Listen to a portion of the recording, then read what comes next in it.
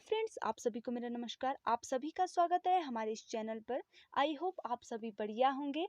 तो प्राचीन भारत के इतिहास में जो हमने टॉपिक लिया था, प्राचीन इतिहास को जानने के स्रोत, तो इसमें हमने साहित्यिक स्रोतों के बारे में पढ़ लिया था पार्ट 1 में। तो इस वीडियो के पार्ट 2 में हम पढ़ने वाले हैं पुरातात्विक स्रोतों के बारे में कि प्राचीन इतिहास को जानने के जो पुरातात्विक स्रोत हैं वो क्या क्या हैं। तो आइए जानते हैं पुरातात्विक स्रोतों के बारे में। पुरातात्विक स्रोत यानी कि जिसे इंग्लिश में आर्कियोलॉजिकल सोर्सेज भी कहा जाता है, खुदाई के दौरान प्राप्त वे पुरानी वस्तुएं जिनसे इतिहास की रचना में सहायता मिलती है, पुरातात्विक स्रोत कहलाते हैं। यानी कि खुदाई करने के दौरान जो भी पुरानी वस्तुएं हमें प्राप्त होती हैं जिनसे इतिहास की रचना करने में हमें मदद मिलती है, पुरातात्विक स्रोत कहलाते हैं। इनमें अभिलेख, मुद्रा, स्मारक आदि प्रमुख हैं। यानी कि खुदाई के दौरान हमें अभिलेख मिलते हैं, मुद्राएं मिलती हैं, कई तरह के स्मारक मिलते हैं। तो ये सारी चीजें क्या होती हैं, इतिहास की रचना करने में मदद देते हैं, सहायता मिलती है इनसे इतिहास को जानने में। तो यहाँ पे एक नाम आता है जो है जॉन कनिंघम। तो जॉन कनिंघम को भारतीय पुरातत्व का पिता कहा जाता है। तो जॉन कनिंघम के बारे में थोड़ा सा जान लेते हैं। जॉन कनिंघम ब्रिटिश सेना के बंगाल इंजीनियर ग्रुप में इंजीनियर थे, जो बाद में भारतीय पुरातत्व, ऐतिहासिक भूगोल व इतिहास के प्रसिद्ध विद्वान बने और इसके रूप में वो प्रसिद्ध हुए, प्रसिद्ध विद्वान के रूप में। तो इसीलिए जॉन कनिंघम को भारतीय पुरातत्व का जनक या पिता भी कहा जाता है। आइए अब जानते हैं मुद्राएं और सिक्कों के बारे में, क्योंकि ये भी पुरातात्विक स्रोत के उदाहरण हैं। मुद्राएं और सिक्के, यानी कि मुद्राओं के द्वारा और सिक्कों के द्वारा भी बहुत सारी चीजें इतिहास के बारे में हमें जानकारी मिलती है। तो प्राचीन भारत के गणराज्यों का अस्तित्व मुद्राओं से ही प्रमाणित होता है। उन पर अंकित तिथियों से कालक्रम को निर्धारित करने में सहायता मिलती है। यानी कि जो प्राचीनतम भारत के जो शासक थे उनके अस्तित्व मुद्राओं से ही प्रमाणित होता है। यानी कि आपने बहुत सारी प्राचीन मुद्राएं चित्रों में देखी होंगी। इस तरीके से अगर आपने कहीं देखी होंगी तो उन पर शासकों के चित्र बने होते हैं और कुछ तिथियां अंकित होती है। तो उन सिक्कों के द्वारा हम उन चीज़ों के बारे में पता लगा सकते हैं कि ये लगभग कौन से टाइम में बनाया गया है, इसका कौन से काल में ये बनाया गया है। तो इसके कालक्रम को निर्धारित करने में भी हमें सहायता मिलती है। अब हम जान लेते हैं कुछ इस टाइप से। प्राचीन सिक्कों का अध्ययन न्यूमिस्मेटिक्स कहलाता है। जो प्राचीन सिक्कों का जिसमें अध्ययन किया जाता है उसे न्यूमिस्मेटिक्स कहते हैं। भारत में प्राचीनतम सिक्का 5वीं शताब्दी ईसा पूर्व का है। जो भारत में सबसे प्राचीनतम सिक्का है वो 5वीं शताब्दी ईसा पूर्व का है, जिसे आहत सिक्का या पंचमार्क भी कहा जाता है। इसे आहत सिक्का या पंचमार्क भी नाम दिया गया है इस सिक्के को। यह मुख्यतः चांदी धातु से निर्मित होता है। यानी कि ये जो सिक्का बना होता है वो चांदी का बना हुआ होता है। भारत में सर्वप्रथम सोने का सिक्का हिंद यवन शासक द्वारा जारी किया गया। भारत में जो सबसे पहले सोने का सिक्का जारी किया गया वो किया गया हिंद यवन के द्वारा। बहुत ही इंपॉर्टेंट है। भारत में सर्वाधिक सोने के सिक्के गुप्त शासकों द्वारा तथा शुद्धतम सोने के सिक्के कुषाण शासक कनिष्क द्वारा जारी किए गए। भारत में जो सबसे ज्यादा सोने के सिक्के जारी किए गए वो गुप्त शासकों द्वारा किए गए, तथा शुद्धतम जो सोने के सिक्के जारी किए गए वो कुषाण जो शासक थे कनिष्क, उनके द्वारा जारी किए गए। सातवाहन शासकों ने सीसा तथा प्रोटीन के सिक्के जारी किए। इन्होंने सोने के सिक्के जारी नहीं किए। किन्होंने? सातवाहन शासकों ने।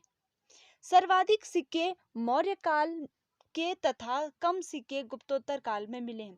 जो सबसे ज्यादा सिक्के मिले हैं खुदाई के दौरान वो मौर्योत्तर काल के मिले हैं, और जो सबसे कम सिक्के मिले हैं वो गुप्तोत्तर काल के मिले हैं। अब इसमें आगे आता है अभिलेख। अभिलेख क्या होता है तो सबसे पहले हम जान लेते हैं अभिलेख होता क्या है। अभिलेख बोलते हैं किसी विशेष महत्व अथवा प्रयोजन के लेख को अभिलेख कहा जाता है। यानी कि वे लेख जो किसी विशेष प्रयोजन से लिखे जाते हैं, जिनका कुछ विशेष महत्व होता है, तो ऐसे लेख को हम अभिलेख कहते हैं। अभिलेख प्रायः स्तंभों, शिलाओं, ताम्रपत्रों, मुद्राओं, मूर्तियों, मंदिरों की दीवारों इत्यादि पर खुदे मिलते हैं। जो अभिलेख हैं तो इनके मिलने की ये कुछ जगह हैं, जो स्तंभों पर, शिलाओं पर, ताम्रपत्रों, मुद्राओं, मूर्तियों, मंदिरों की दीवारों आदि पर ये क्या मिलते हैं, खुदे हुए मिलते हैं। अभिलेखों का जो अध्ययन किया जाता है या अभिलेखों का अध्ययन जो कहलाता है वो कहलाता है पुरालेख शास्त्र, या इसको इंग्लिश में कहते हैं एपिग्राफी। एपिग्राफी या पुरालेख शास्त्र कहते हैं अभिलेखों के अध्ययन को। अभिलेखों का अध्ययन पुरालेख शास्त्र कहलाता है। भारत का सबसे पुराना जो अभिलेख है वो हड़प्पा काल का माना जाता है। कौन सी काल का माना जाता है? हड़प्पा काल का माना जाता है भारत में सबसे पुराना अभिलेख, जिसे अभी तक भी नहीं पढ़ा जा सका है। जो हड़प्पा काल का अभिलेख है उसे अभी तक भी नहीं पढ़ा जा सकता है। प्राचीनतम पठनीय अभिलेख सम्राट अशोक का है, यानी कि जो सबसे पुराना अभिलेख है जो पढ़ा जा चुका है तो वो सम्राट अशोक है, जिसे पढ़ने में 1837 ईस्वी में जेम्स प्रिंसेप को सफलता मिली। यानी कि जेम्स प्रिंसेप के द्वारा इसको पढ़ा गया और इन्हें इस कार्य में सफलता मिली। सर्वाधिक अभिलेख जो हैं वो मैसूर में पुरालेख शास्त्री के कार्यालय में संग्रहित हैं। यानी कि जो सर्वाधिक अभिलेख जो सुरक्षित रखे गए हैं वो है मैसूर में पुरालेख शास्त्री के कार्यालय में ये चीजें संग्रहित की गई हैं।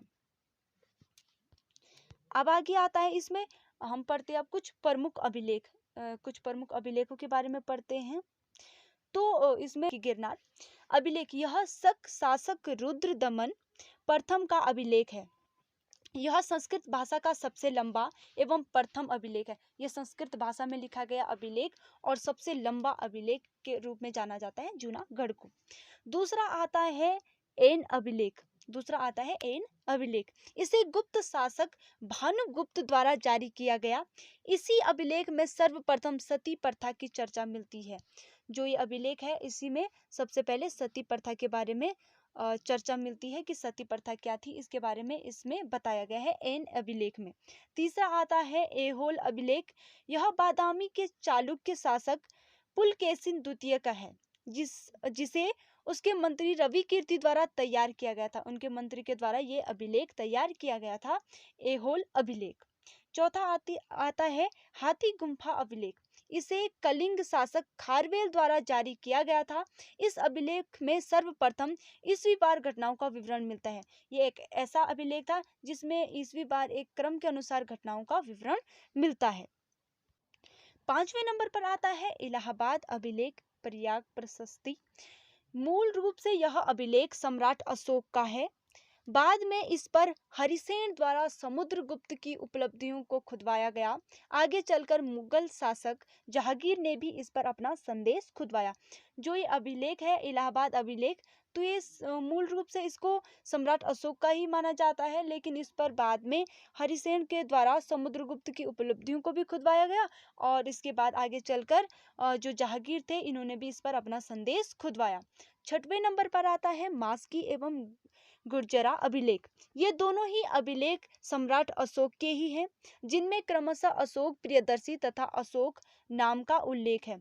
मास्की में अशोक प्रियदर्शी के बारे में बताया गया है और गुर्जरा में अशोक नाम का उल्लेख बताया गया है इस अभिलेख में। 7वें नंबर पर आता है भाबू एवं रुमिनदेई अभिलेख।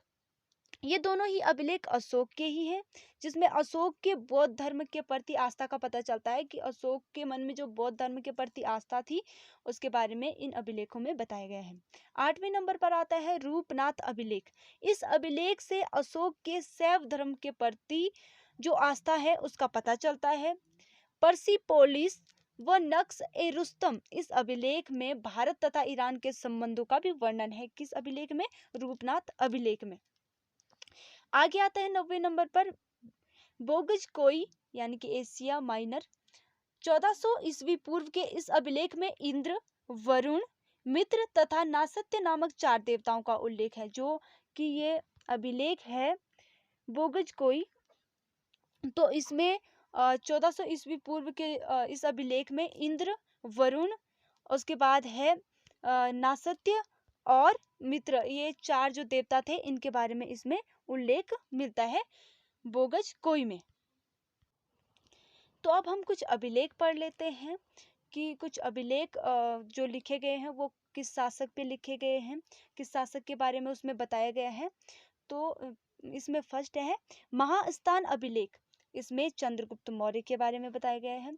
गिरनार अभिलेख रुद्रदामन के विषय में बताया गया है। प्रयाग प्रशस्ति जो है वो उसमें समुद्रगुप्त के बारे में। उदयगिरी अभिलेख जो है चंद्रगुप्त द्वितीय। भीतरी स्तंभ लेख स्कंदगुप्त के बारे में। एरण अभिलेख भानुगुप्त। ग्वालियर प्रशस्ति जो है वो राजा भोज। हाथी गुम्फा अभिलेख खारवेल शासक के बारे में बताया गया है। नासिक गौतमी बलश्री के बारे में बताया गया है। देवपाड़ा विजयसेन के बारे में और ऐहोल में पुलकेशिन द्वितीय के बारे में बताया गया है। अब आता है स्मारक। स्मारक एक ऐसी संरचना को बोला जाता है जो किसी घटना या महत्वपूर्ण व्यक्ति जिसकी मृत्यु हो चुकी हो उसकी स्मृति में बनाए जाते हैं, उन्हें बोलते हैं स्मारक। स्मारक के उदाहरण में आप ताजमहल ले सकते हैं जो कि मुमताज की याद में बनाया गया था। तो स्मारक इस टाइप के होते हैं जो कि किसी की स्मृति में बनाए जाते हैं। तो इसमें आता है तक्षशिला। तक्षशिला के बारे में हम सबसे पहले जान लेते हैं। तक्षशिला एक बहुत ही फेमस जगह थी। ये प्राचीनतम विश्वविद्यालय के रूप में बहुत ही प्रसिद्ध था और शिक्षा का एक प्रमुख केंद्र था तक्षशिला। तक्षशिला प्राचीन भारत में जो गांधार देश था वहाँ की राजधानी था और यह हिंदू व बौद्ध दोनों के लिए बहुत ही महत्व का केंद्र था तक्षशिला। और चाणक्य यहाँ के आचार्य थे। तो ये जाना हमने तक्षशिला के बारे में। यहाँ से प्राप्त अवशेषों से कुषाण वंश के इतिहास की जानकारी मिलती है। अंकोर वाट यानी कि कंबोडिया में जो है तथा बोरोबुदुर मंदिर जावा में, यहाँ से प्राप्त अनेक प्रतिमाओं से पता चलता है कि इन देशों में भारत के व्यापारिक तथा सांस्कृतिक संबंध थे। तो इस तरीके से जो पुरातात्विक स्रोत थे इस तरीके से हमें पता चला। खुदाई के दौरान जो भी चीजें हमें प्राप्त हुई, कुछ स्मारक प्राप्त हुए, कुछ मूर्तियां प्राप्त हुई, कुछ सिक्के प्राप्त हुए, इस तरीके की जो हमें चीजें प्राप्त हुई, इससे हमें पता चला कि कौन सी जगह पे कौन सी चीजें थी। और इस तरीके से हमें पता चला कि कौन से देश से हमारे कैसे संबंध थे, कौन सी जगह पे कौन सा कालक्रम में कौन सी घटना हुई थी। ये सारी चीजें हमें इनसे पता चलती हैं। अब हम पुरातात्विक स्रोतों के बारे में कुछ इम्पोर्टेंट पॉइंट्स को पढ़ लेते हैं। इसमें जो स्तंभों, गुफाओं, मूर्तियों, मुद्राओं, शिलाओं आदि उत्कीर्ण होते हैं अभिलेख कहलाते हैं। यानी कि इन चीज़ों से जो भी चीज़ें हमें प्राप्त होती मिलती हैं वो अभिलेख कहलाते हैं। अभिलेख की परिभाषा मैं आपको बता चुकी हूँ। किसी विशेष महत्व अथवा प्रयोजन के लिए जो लेख लिखे जाते हैं अभिलेख कहलाते हैं। और विभिन्न तरह से अभिलेख जो हैं वो लिखे जाते हैं। विभिन्न मूर्तियों पर खुदवाए जाते हैं, विभिन्न तरीके के स्तंभों पर खुदवाए जाते हैं। इसके बाद आता है सर्वाधिक महत्वपूर्ण अभिलेख सम्राट अशोक के ही है।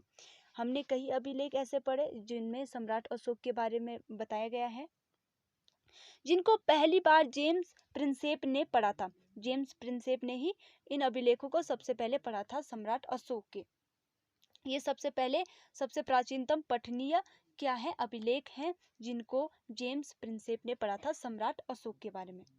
आगे आता है कालिंग राज खारवेल का हाथी गुम्फा अभिलेख, समुद्रगुप्त का प्रयाग प्रशस्ति, रुद्रदामन का जूनागढ़ अभिलेख संस्कृत भाषा में जारी प्रथम अभिलेख माना जाता है। अब जो रुद्रदामन का जूनागढ़ जो अभिलेख है वो संस्कृत भाषा में जारी सबसे प्रथम अभिलेख माना जाता है और सबसे लंबा भी इसको अभिलेख माना जाता है। संस्कृत भाषा में ये लिखा गया था।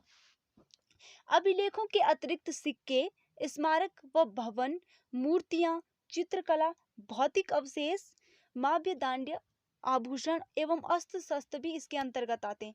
यानी कि प्राचीनतम वे सारी वस्तुएं जो कि इतिहास की रचना करने में हमें मदद करती हैं, हमारी सहायता करती हैं, जिनसे हमें मदद मिलती है, वो सारी चीजें ही इसके अंतर्गत आ जाती है।